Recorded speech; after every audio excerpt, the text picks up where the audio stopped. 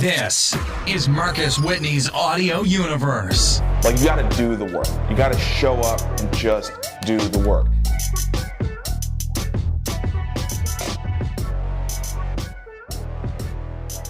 What's up? Happy Thursday. Welcome to another episode of Marcus Whitney Live. So I'm excited about today's show. This is a woman who comes into my life, and every time she does, it's important. The words are always full of wisdom, and they always seem to line up with the moment in time. And obviously, we're in this incredibly meaningful moment in time, and her message in the book that we're going to be talking about, as well as the work that she's dedicated her life to, have really sort of hit this crescendo. And so I feel honored that I get to spend a half hour talking with her about just the meaningfulness of the work that she's doing in her life and in this moment in time. And I might even get the chance to work with her in terms of the important work that she does with companies. So without further ado, please welcome MaryAnne Howland to the show. MaryAnne, how are you today? I'm wonderful. How are you, Marcus? Doing well. Glad to have you on the show. I asked if we could talk a little bit about the work that you've dedicated your life to that does not include being a mother. And so much of what we're going to talk about is about, you as a mother.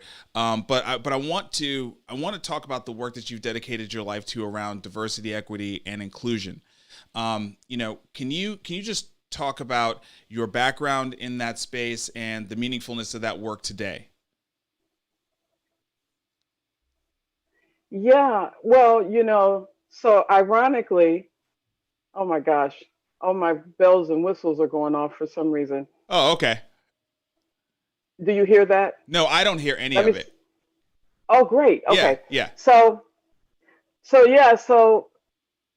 I've been doing work in the space of justice, equity, diversity, and inclusion for about 20 years. And working with mostly Fortune 500 companies with workforce development, supply chain recruitment for community partnerships. And it's always been work that has had the frustration of being underfunded, under-budgeted, marginalized, doing it because it looks good. It's part of the brand kind of approach. And suddenly, with the death of George Floyd, I felt I was crushed. I was limp, just like everyone else who got to watch a snuff film of a Black man.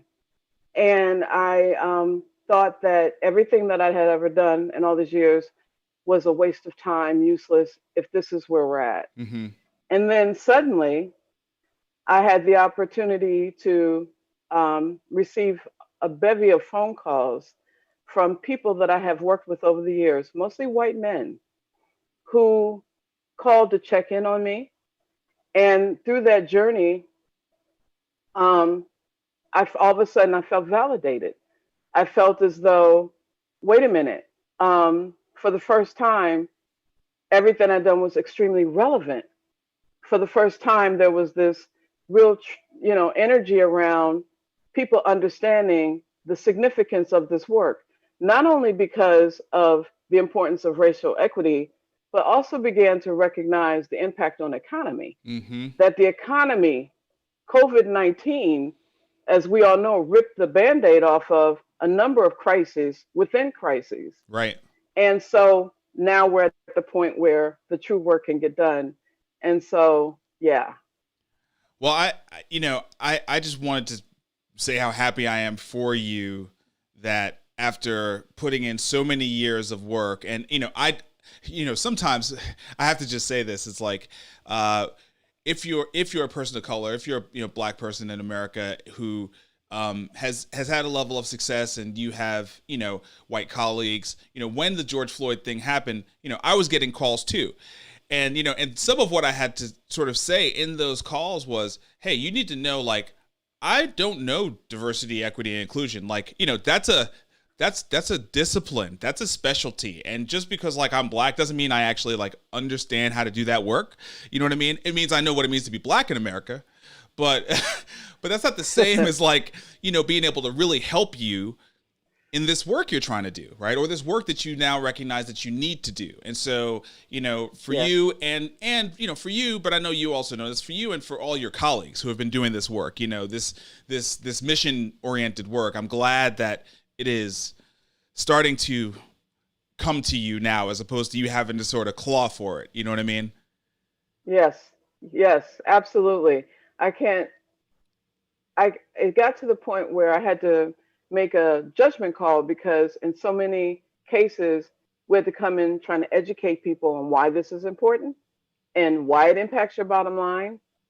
And then there are the people or the clients who got it, who understood it already. And so we decided to just go with the people who already understood why this is important and help them do what they were doing and do it deeper.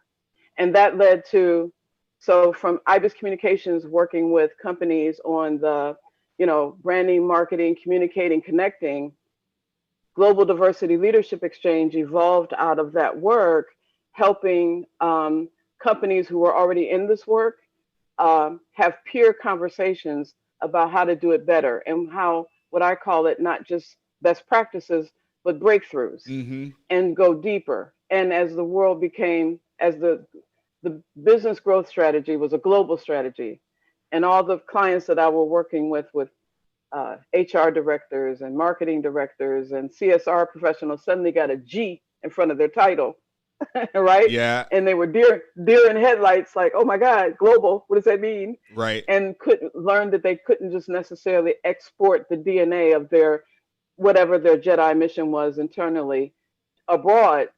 And we were getting, you know, brought into the conversation to help them with that. We knew that we weren't the experts on a global outreach. Understand. So we brought everybody together and said, let's do this together. That's awesome. And that led to the Global Diversity Leadership Exchange. That's awesome. That's awesome. We could have an entire show about that, but what we've reconnected about over the last couple of years is this book you've been working on. And really, you know, the book is sort of the manifestation, it's the deliverable, it's your gift to the world, but it's really a story about this path you've walked with your son, you know. And I think I'll just stop there and let you tell the story from whatever starting point you want, because I personally just love this story.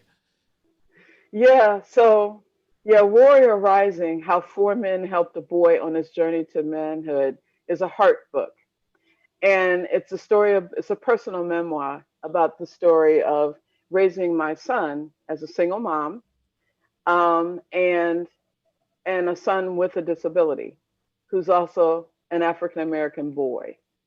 So as the journey has been very challenging, and it's a really perfect segue from the conversation that we were just having, because what I became really super concerned about was, what will the future be for my son as an African-American male with a disability?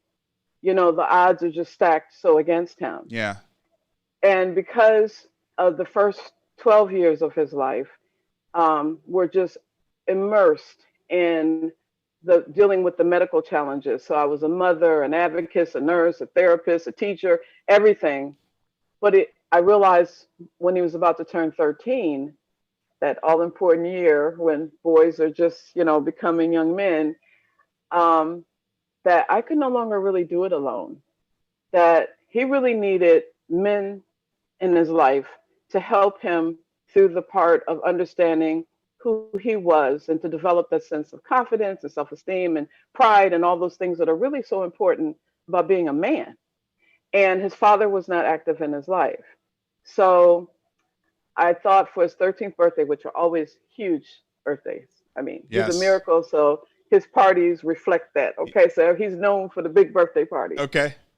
So at 13, it was about a rite of passage and creating ceremony around the rite of passage. Yep. And I did research and could not find anything really in the African American culture that reflected, you know, a rite of passage that was authentically for us. So, but I knew about a bar mitzvah, Sure. And I'd never been to one, but just reading about it, knew that it was based on three tenets: faith, community, and accountability. And I thought that that was the perfect foundation to start with. So we created a ceremony that included that, but was really the purpose of it was to create a circle of kings, is what I how I refer to them, that became sort of his collective dad to help him through all of the important milestones and developments that help a boy mature in a healthy way, and to make sure that we didn't go down the road of male toxicity or through him feeling like he was less than, Yeah. all of those things. Yeah. So we created the Black Mitzvah. And so the book starts, really it's about the Black Mitzvah, and it's about the 6 years of from age 13 to 19, primarily all the lessons learned, the interactions between the men and my son, and two-way, how they learn both ways. The Yeah. men learned from him and he learned from them. And I learned from all of us. So that's what the book's about. It's a tribute to men. So I want to ask a little bit about what the men learned from this process, because when you mentioned it to me, so it struck me on several levels. So one, I converted to Judaism, so I'm aware of I'm aware of the stark difference in terms of all of the ceremonies that are within the Jewish faith, and also being Black, but not just Black, but African American descendant of the slaves that were brought that were stolen and brought to America. The absence, the deficit of that culture, right? Like all these things that we had in Africa, but that we don't have here. And so like I have this strong juxtaposed experience with this. I'm wondering, like, for those men, for that circle of kings, what was it like for them, who I'm sure didn't really have a formalized rite of passage for themselves, or maybe they did, you tell me, but I'm just interested in what it was like for them to go through this and maybe kind of relive even moments of their, process of becoming young men through your son. Ooh, that's such an excellent question, Marcus. It's one of the best questions actually that I get asked. So at the weekend celebration, when we initiated the Black Mitzvah, and the Black Mitzvah, the definition traditionally is like it's an occasion, it's a ceremony that lasts like a weekend. The concept of the Black Mitzvah that I was trying to create a movement out of it is really, the word mitzvah means good deed. Good deed, yeah.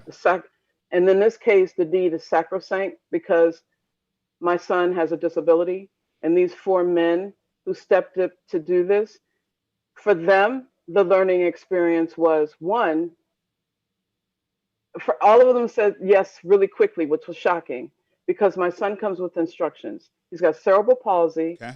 and he's high in ADHD. Okay. So patience and learning how to be empathetic in a different kind of way, to learn how to be supportive in ways that are new to you, was, and the four men did not know one another. Wow. Prior to this. Wow. So they all came to know one another and understand what each one of them brought to the table with each distinct personality. Yeah. So that they were able to get in sync with one another on how to work on those things that my son needed to develop, like self-esteem. Yeah. Especially given his unique challenges. Sure. Which was, so my son went through, for example, bullying, which was by far the most crippling effect in his entire life. He's in therapy today because of bullying. So the men had to really come together around bullying, and they got to understand bullying and the impact of it, and become advocates for that work that needs to get done, because they saw what it did to this young man. Wow. Yeah. So I think that all of them have individually said too, as an experience of this coming together around intentional parenting, intentional planning, intentional investment in a develop, that they all wish that they had black mitzvahs. Yeah, I'm because sure. I'm of sure. and my brother speaks to this intimately, because he says that the value is that mentoring is something that is a skill for life, is a tool for life. So once you learn what mentoring is as a mentee, for example, it prepares you in your professional career for how to even engage and approach and think about or recognize where a mentorship opportunity is and how to respond to it, because you've been mentored all your life. Mm. So it's just really a beautiful thing it's a skill set. It's another resource in your toolkit, if you will, as you grow through life, to understand the value of the mentor mentee relationship from both sides. No question. It's a life skill. I did a show with Eric Capehart, Eric the counselor, last Friday, and most of the discussion was about mentorship. And it's something that he didn't know that he didn't know that it was sort of what was going to be his life calling. He sort of got pulled into it, but now, you know, he's a licensed therapist, and he does work beyond that, but it's so clear that this foundation of mentoring has become this really critical skill that allows him to work outside of the therapist's office. You know what I'm saying? To sort of take those same skills on a broader level, one to many and also one to one, and also trying to share with people the skill set of mentoring, because it is a skill set. I learned that at the Oasis Center when I was working with them on an entrepreneurship program. You know, they do all this incredible stuff with teens, and they made me go through this training process for how to be, a mentor. Now I've got two young boys, like they were teenagers then, they're now 21 and 19, but I'm like, I know how to talk to, young men or, teenagers or whatever, but mentoring is a different thing. It's different from parenting, and I think what's really interesting is that there have been times over the course of my life, and especially in my career, where either I didn't know how to ask for a mentor, or I really could have used a mentor. I write about this in my book, that like, I don't know everything. Even today, I don't know everything that there is to know. And it's really helpful to have mentors. Like it's this key to success. I think particularly, I feel like it's important for, just because I know it, because I am one, I think it's really, really important for Black men, to have these mentor relationships, in America. So, and as it related to the four men and my son, so when we created the arrangement, if you will, one of the prerequisites was that the relationship had to be between just my son and them. In other words, I was not privy to any of their conversations, or, because I needed him to understand that I respect that relationship, and he could tell them or say to them whatever he needed to say and feel comfortable that I wasn't in it. Right. And so, and tell you the truth, Marcus, that was such a blessing, because there were some things that I just really did not want to know. Really did not want to be a part of. I was like, I told the mentors, I said, look, only on a need to know basis. Otherwise it's between y'all. Right. And each of them promised that they would spend 4 days to a week with him, each of them one-on-one. Yep. And I gave him a cell phone for his first cell phone with their numbers plugged into it. And they agreed that they would all return his call within 24 hours. And these four men, by the way, these are like all power men, so one's a philanthropist, Another is and a social activist, social impact investor. Yep. Another one is a self-made millionaire entrepreneur. Another one is a financial planner, also self-made millionaire. And one of them is my brother, who is a very high-level successful engineer. So these are four incredible men, all of them extremely busy, but all of them, they would fly my son to wherever they were, and so my son was off to Hawaii or New York or Chicago, and they'd pick him Yeah. up at the airport and spend that time with him, and then, it was so my son got to really, learn a lot of things like traveling on his own and feeling as though, he kind of owned his space and knowing that these men had his back, was also, really important, that no matter what, no matter whether he failed, no matter whether somebody was attacking him at school or the bully situation, he knew that he had these men who had his back. And that has created a certain level of self-confidence and fearlessness that now he's 26 years old. I see manifest in how he is approaching life and, committed to his passion for his career, because he knows that how important it is that he do what it is that he was brought here on this planet to do, Hmm. So he's not confused. He's very convicted about what his journey should be and knows that everybody's behind him 100%. For him at the age of 13, just kind of going back to the bar mitzvah versus black mitzvah, it is it's an important part of the bar mitzvah process, as for the boy who's becoming a man to learn to be able to recite a portion of Torah. Yes. And there's faith and there's community around that because everyone is watching, but there is accountability. Like, you stand up there and you do it, right? What was the accountability component to the black mitzvah? And especially given not that he's incapable of doing things, but the fact that he had disabilities, what was sort of the appropriate level of accountability that would set him up to be successful, but also let him know he had a role to play in this as well?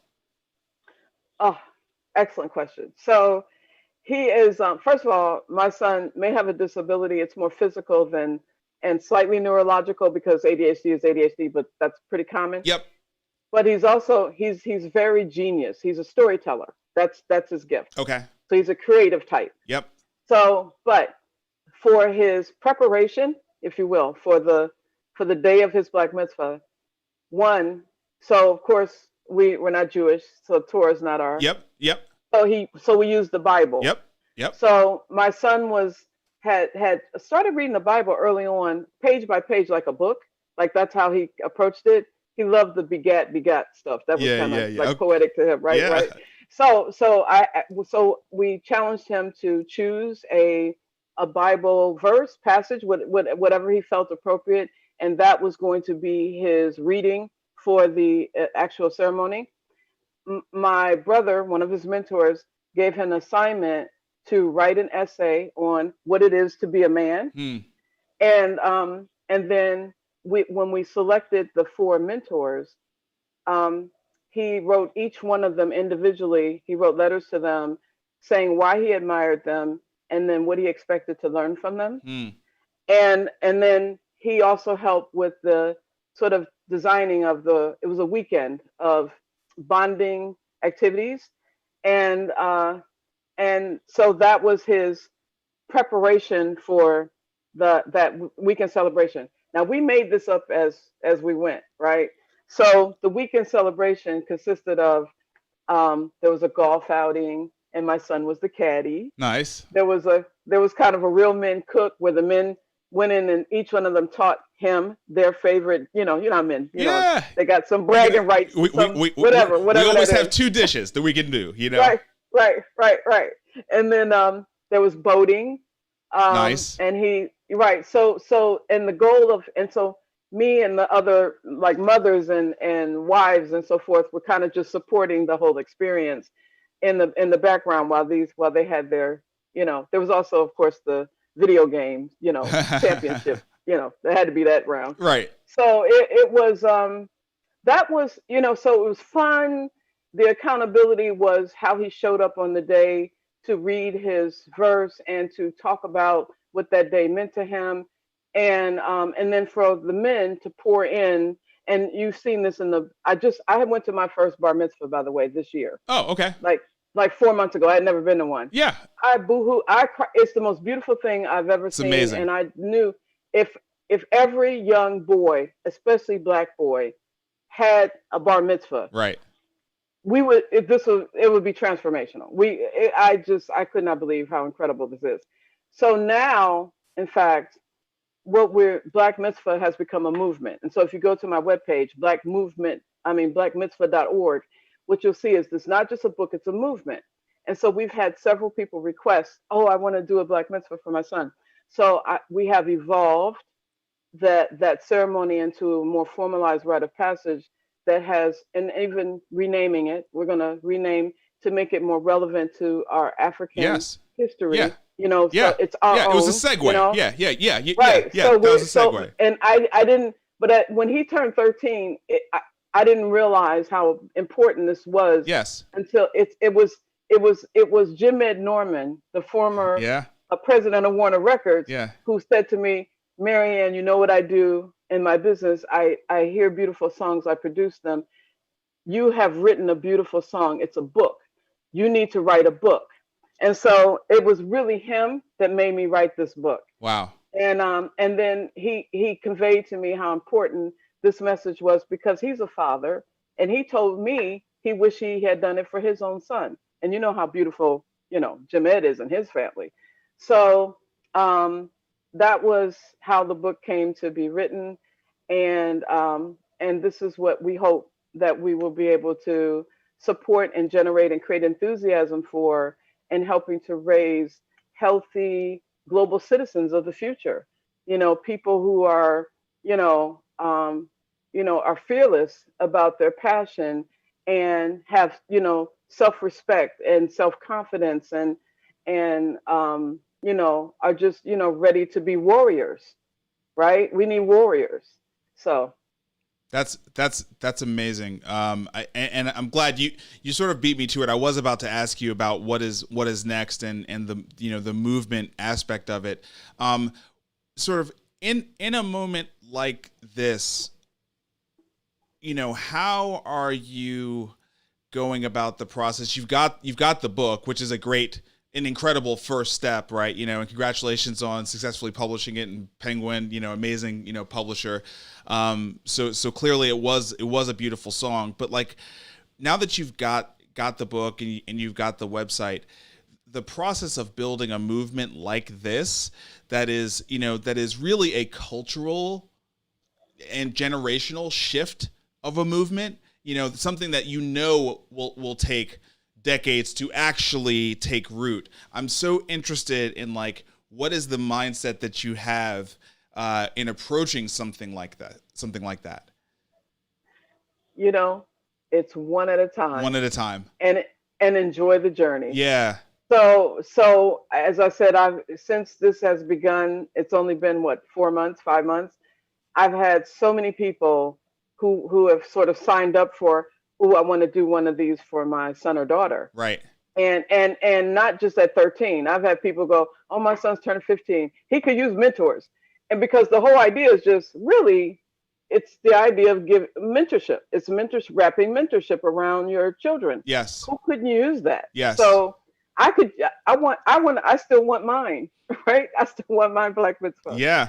So, and I've even had some adults share that. So, and it could be at any age, but nevertheless, it's one at a time. And so we're, as I said, trying to create a bit more beautiful ceremony around it, and to give it the kind of foundation and respect and dignity that is reflective of our own heritage and our ancestry. Yep. And so as we do these, we're going to video them. We'll make sure that we'll make them available so that everybody can kind of see, the beauty of it and understand its importance, if it's important to them, and invite people to just share and We have a Facebook page as well. It's Black Mitzvah is the Facebook page, Great. and Easy. so we're inviting people to just come and share stories, ask questions. It's just a parenting conversation, Right. and so everyone's, I'm not the expert.